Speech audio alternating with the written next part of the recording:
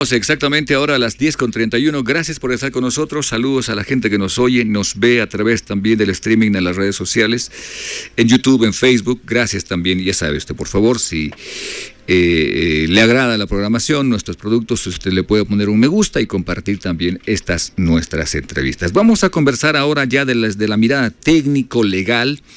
Y no solo técnico-legal, sino también desde esta otra área que es importantísima para alguien que está en el ámbito judicial, la práctica, el ejercer. Nos acompaña el día de hoy una autoridad importantísima en el departamento de Cochabamba y el país. En su momento fue presidente del Tribunal Departamental de Justicia, conoce el área administrativa, además hombre también que ha estado en juzgados haciendo justamente todo este trabajo de impartir y obviamente de estar en medio de lo que significan los estrados judiciales. Está el doctor Óscar Freire, expresidente del Tribunal Departamental de Justicia. Si no estoy mal, también estuvo en docencia, pero le preguntamos enseguida. Doctor Freire, ¿cómo está? Buenos días, qué gusto. Gracias por el tiempo y este contacto con la Red Pío XII. Le saluda David Chiri. Buen día, qué gusto. Muy buenos días, un cordial saludo a Pío XII y por supuesto a toda la gente que en este momento nos ve y escucha. Bien, doctor, gracias por aceptar esta invitación. Y queremos apelar esta mañana su amplio conocimiento para hacerle varias preguntas de varios aspectos. Inicialmente, doctor, por favor, desde su perspectiva, se ha estado trabajando, no sé si óptima o trabajando bien, esto de atender a los detenidos preventivos, porque en Bolivia hay mucho detenido preventivo. Recuerdo que usted estaba con una iniciativa muy importante, esto de las manillas, para justamente tratar de un poco vaciar las cárceles de gente que no tenía ni siquiera condena ni juicio iniciado, doctor, por favor. Bueno, tiene toda la razón. Habría que hacer un contexto breve, ¿no? En este momento se sabe que en Bolivia tenemos una población carcelaria aproximadamente de unas 33.000 personas. Este sistema penitenciario tiene una capacidad diseñada para 15.000 personas. Esto significa que hay un hacinamiento superior al 105%. Casi 6 de cada 10 personas privadas de libertad son detenidos preventivos, es decir, no tienen condena firme. Es decir, unas 19.350 personas están encarceladas sin haber sido juzgadas. ¿Qué significa esto? Que hay un uso exagerado de la detención preventiva, no solo de acuerdo a la Constitución, sino también de acuerdo a estándares internacionales, ¿cierto? Y en los casos que hoy parecen muy, que me llama mucho la atención, como es el caso de Janine Áñez, de Fernando Camacho, Pumari, etc. En todos estos casos hay un elemento que resulta aplicado o aplicable por los jueces que ordenaron sus detenciones preventivas, ¿no? Es el riesgo de fuga. En casi todos estos casos hay riesgos procesales de fuga. Y no solo en los casos que yo aludo, sino en la mayoría de los casos, los jueces se inclinan a explicar que hay riesgo procesal de fuga y en consecuencia aplican la detención preventiva, cuando sabemos perfectamente que hay otros medios, otras medidas alternativas a la sustitución de la detención preventiva, como el arresto domiciliario, la fianza económica, la presentación periódica ante la autoridad y sobre todo, como usted bien decía, el uso de las manillas electrónicas, que ya, dicho sea de paso, debió haber sido aplicado hace muchísimos años atrás, porque yo recuerdo que esto lo propuse cuando era presidente, incluso a la Corte, estoy hablando del año 2007-2009, tuvimos increíbles cantidades de debates, reuniones con los 3 órganos de poder del Estado, y todos estaban plenamente de acuerdo con aplicar, ¿no? Porque indudablemente su uso beneficia a todos, ¿no? no solo para aplicar una medida sustitutiva a la detención preventiva y permitir que la gente pueda trabajar sin ser discriminada, cumplir sus funciones, no afectar los servicios públicos, ¿no? Porque hay autoridades que pueden estar ejerciendo algún cargo público y pueden beneficiarse de las manillas electrónicas para seguir trabajando y no perjudicar a la población. Sin embargo, por razones extrañas, digamos, esta, este proyecto de ley, que ya fue aceptado incluso por la Asamblea Legislativa Plurinacional, no ha sido aprobado de manera formal. O sea, faltaba el último peldaño y de pronto se ha quedado ahí, ¿no? No sé cuáles serán las razones, tal vez de orden político podría ser, que han impedido esto, que además perjudica a una gran cantidad de personas, ¿no? Como ustedes recordarán, de manera fundamental en casos de violencia contra las mujeres, se aplicaría a estas familias para impedir precisamente que aquellas personas agresoras se acerquen a seguir violentando a las mujeres y incluso cometer graves delitos como el feminicidio. Bueno, de momento creo que ahí me quedaría en mi explicación, pero no sé si usted desea alguna aclaración. Sí, doctor, por favor. A ver, inicialmente entender que esta medida de detención preventiva sí es válida, sin embargo no es la única forma en la que el Estado o la justicia o los funcionarios públicos pueden ejercer una medida que evite, por ejemplo, lo que usted decía, la fuga del país, que es lo que generalmente uno teme. Bueno, si lo liberan se va a escapar, no va a estar en el juicio, se va a escapar de las responsabilidades, pero hay otras medidas. Ahora, la pregunta es, ¿por qué el juez que está a cargo decide, o por qué los jueces deciden generalmente detención preventiva, 6 meses, y luego se adjunta otra acusación más, y luego son 1 año, y luego hay gente con pura detención preventiva sin un proceso iniciado o audiencias iniciadas? ¿Por qué se define esto, doctor? En su criterio, ¿por qué hay esto? ¿Es más fácil eso para el juez? ¿Le involucra menos trabajo? Si fuera una cuestión de repente de carga procesal, o es una cuestión más, como algunos dicen, no, es que han pagado por abajo, por eso es, o hay presión. ¿Por qué se decide tanto esa detención preventiva, por favor? Claro, claro. Yo creo que es una práctica rutinaria. Lamentablemente, hay jueces que prefieren aplicar lo que es más fácil y no complicarse mucho. Miren, les diré, en el derecho, en el campo del derecho, nos hemos acostumbrado a conocer solo los asuntos fáciles, ¿no? Cuando en materia judicial hay asuntos fáciles y hay asuntos difíciles. Los fáciles son aquellos en los que normalmente tenemos que regirnos por la norma escrita de manera kelseniana o dogmática, es decir, si no está escrito, tú no lo aplicas. En cambio, los casos difíciles, que son los que son la mayoría, podríamos decir, ya digamos esa tesis kelseniana un poco que se vino abajo y aparecieron otros criterios en el marco del derecho avanzados, por supuesto, como la tesis de Robert Alexi o de Working, ¿no? Quienes establecen que hay que mirar más allá, hay que ver aspectos morales, pero también hay que hacer una ponderación de valores y de derechos, ¿cierto?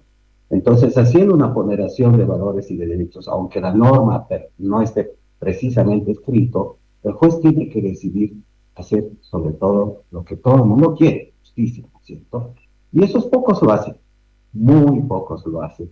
Prefieren no complicarse y mandar en detención preventiva a una persona cuando tiene otros medios para lograr el propósito, porque como todos sabemos, en realidad la detención preventiva no debería ser casi nunca aplicada. Es más, como ustedes saben, yo siempre he sido un enemigo de las cárceles. Me parece que esa es una medida retrógrada que hay que tratar de evitarla, ya que para mí quienes deberían estar en la cárcel solo son aquellas personas altamente peligrosas para la sociedad y que cometen delitos de manera cotidiana porque es su medio de vida. Y hablo de delitos como, por ejemplo, el tráfico de trata y tráfico de personas, violaciones, asaltos, atracos, porque evidentemente esas son personas que van a volver a delinquir, siempre lo harán, y ponen en riesgo la seguridad de las personas. Pero los demás, francamente, no tienen mayores motivaciones para estar en la cárcel, motivos. Porque yo les pregunto sinceramente, ¿qué soluciona la cárcel? ¿Qué resuelve? ¿Qué problema social resuelve? No, para mí simplemente el aislamiento de las personas peligrosas, y esto debería ver de la manera como pueden reincorporarse a la sociedad. Qué importante, esa pregunta es realmente súper importante, doctor. ¿Resuelve? ¿Qué resuelve la cárcel? ¿Cómo resuelve el problema?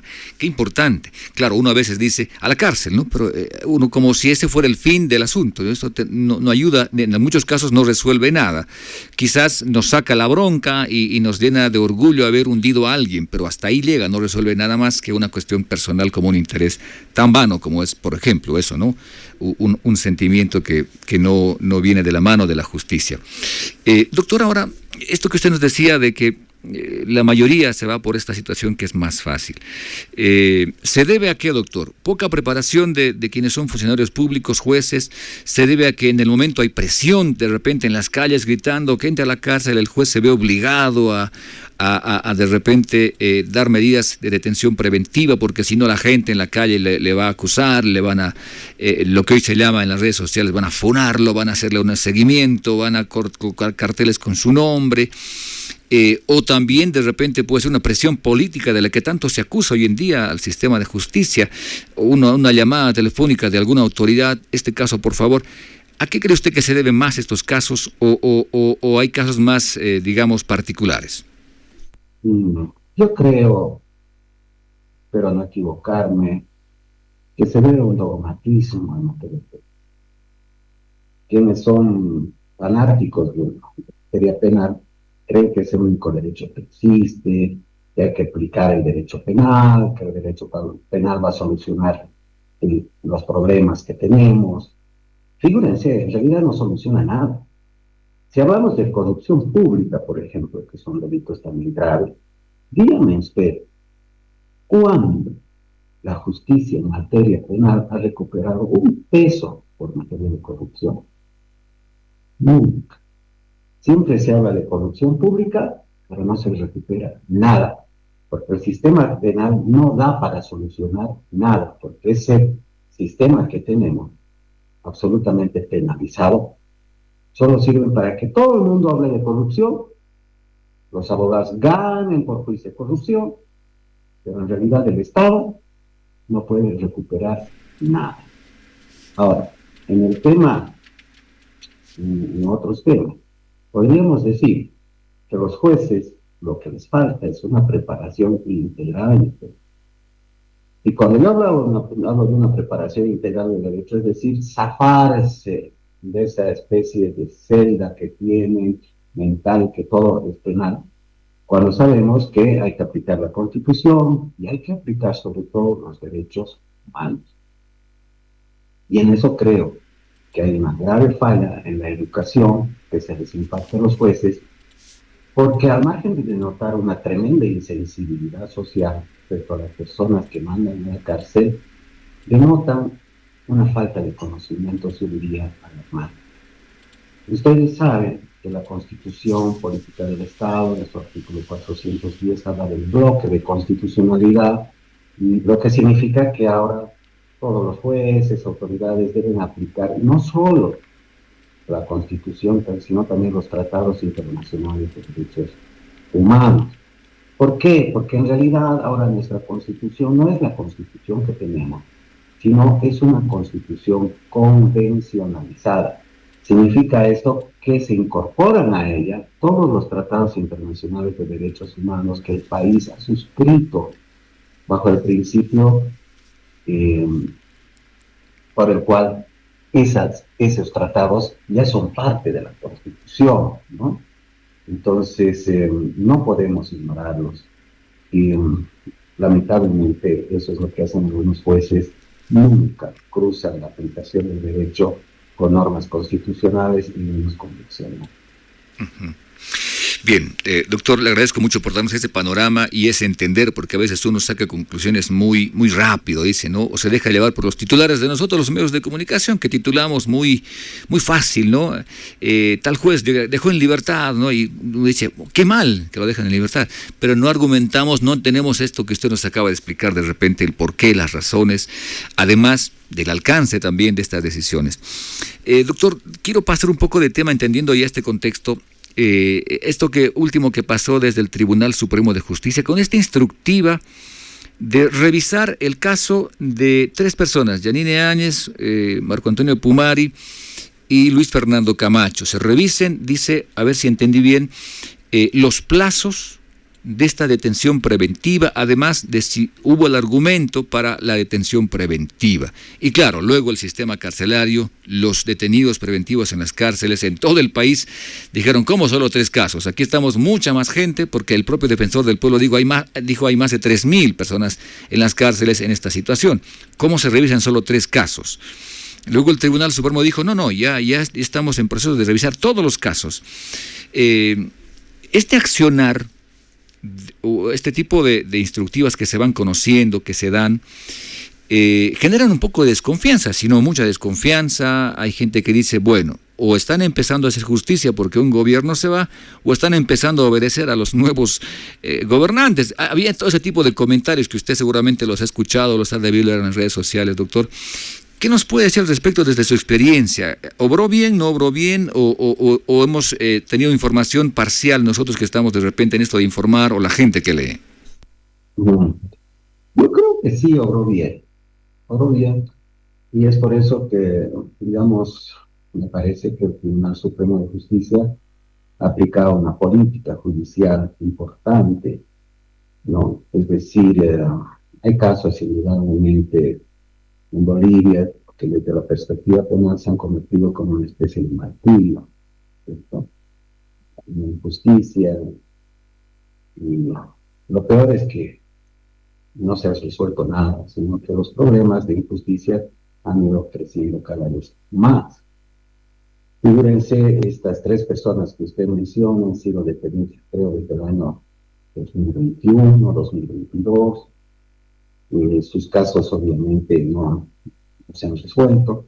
Para colmo, alguno de ellos ni siquiera se ha respetado la comisión de juicio de responsabilidad, que debía haberse hecho. Es decir, que todo lo que se ha seguido a continuación es nulo de pleno derecho, y consiguientemente denota una alarmante aplicación de la justicia penal, porque nada costaba en estos casos dar libertad a estas personas y que puedan ser enjuiciadas, pero en libertad, ¿no? Algunas medidas sustitutivas de la detención preventiva. Yo lamento mucho que tanto se dilaten esto de las maneras electrónicas. Perfectamente hubiera podido ser aplicada para que gocen estas personas de libertad y se les siga los juicios que correspondan. Pero esto lamentablemente no ha sucedido, y espero que así se lo haga, mientras más rápido, mejor. Bien, qué importante, doctor. Eso que usted nos acaba de decir es muy importante, porque es mirada técnica, mirada además experta en el tema también de llevar adelante procesos. Doctor, ya por terminar la entrevista, pero también un poco para ir cerrando estas explicaciones que usted nos da. Ahora se dice, va a pasar a juicio de responsabilidades, el caso de la señora Áñez en particular, y en el caso de Luis Fernando Camacho, Marco Antonio Pumari, se revisan los casos y es posible que se les dé el proceso, pero que se defiendan en libertad, lo que va a cambiar, va a dar una sensación distinta a la población. Pero aquí pregunto, doctor, en el caso de la señora Áñez, desde donde usted está, hombre de leyes, además con mucha experiencia, parte también en su momento del Tribunal Departamental de Justicia, ¿hay materia justiciable? ¿Debería de haber un juicio de responsabilidades? Porque alguien decía, no, pasa al juicio de responsabilidades, tiene que llegar a la asamblea 2/3, entonces es posible que no haya un juicio. ¿Es así? ¿No hay materia justiciable que uno pueda decir, no, evidentemente tiene que haber un juicio para esclarecer? ¿O no hay lo suficiente? ¿O qué podría ocurrir, doctor? A usted, por favor. Bueno, Yo no tengo el expediente aquí para dar un concepto muy razonado sobre el particular, pero indudablemente todo el mundo sabe que cuando hay una nulidad, como en este caso la nulidad del proceso seguido, y va a un juicio de responsabilidades, va a ser la Asamblea Legislativa Plurinacional la que decida si hay una debida motivación, suficientes indicios, digamos, de culpabilidad penal o algunas pruebas que indiquen que esta persona debe ser sometida a un juicio de responsabilidades, ¿no? Entonces, mientras esto no suceda, es muy difícil predecir lo que va a pasar, ¿no es cierto? Será la Asamblea Legislativa Plurinacional la que indudablemente decida aquello, pero mientras tanto, por supuesto, lo que corresponde es que esta persona recupere su libertad, ¿no? Yo no quiero decir que esta política judicial o criminal, digamos, llevada a cabo por el Tribunal Supremo de Justicia, que desde mi punto de vista está bien, no se expanda. Contrariamente, yo creo que esta política debe ser expansiva, y así me parece que el Tribunal Supremo de Justicia lo ha comprendido y ha lanzado una serie de instrucciones a los presidentes de justicia del país para que no solo a él, sino a muchas otras personas que no pueden tener probablemente la notoriedad de ellos, pero sí se aplique también una justicia y puedan recuperar su libertad de inmediato, porque me consta que evidentemente hay personas muy humildes que por delitos, digamos, nada graves, muy simples, penosamente siguen detenidos preventivamente sin ninguna respuesta, totalmente discriminados, los derechos de ellos han sido violados, todos sus derechos humanos marginados, y esto no puede continuar sucediendo, ¿no? Entonces, me parece que la iniciativa del Tribunal Supremo de Justicia está muy bien, esas personas probablemente tengan que recuperar su libertad, será un asunto de justicia, y no quiere decir que se los esté juzgando, que la libertad signifique que no son culpables, ni cosas por el estilo. Simplemente que el proceso penal no concluye con la detención preventiva, por el contrario, se inicia así una detención preventiva porque esta es una medida, digamos, inhumana que se aplica en casos extraordinarios. Lo que pasa es que lo extraordinario lo hemos aplicado como si fuera algo ordinario por la irresponsabilidad de algunos jueces que no han cumplido su deber. Yo creo que es hora de que reflexionen, cambien de actitud, y no solo en estos 3 casos, sino en otros más, corrijan sus errores y esas personas puedan recuperar su libertad, tratándose de delitos que no son peligrosos para la sociedad. Las personas altamente peligrosas por los delitos que yo he mencionado, sí, deberían continuar mientras tanto, pero hay que llevar a cabo una política de despoblamiento carcelario. Corrijan lo que está mal. Me quedo con eso porque realmente no se puede hablar de otra cosa sino de errores.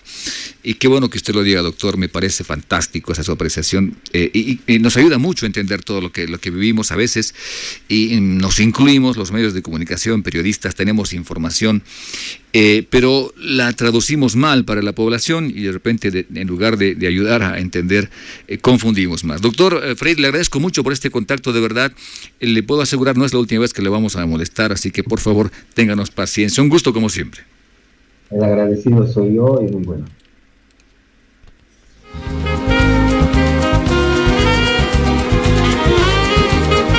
Bien, así hemos conversado el día de hoy con el doctor Óscar Freire,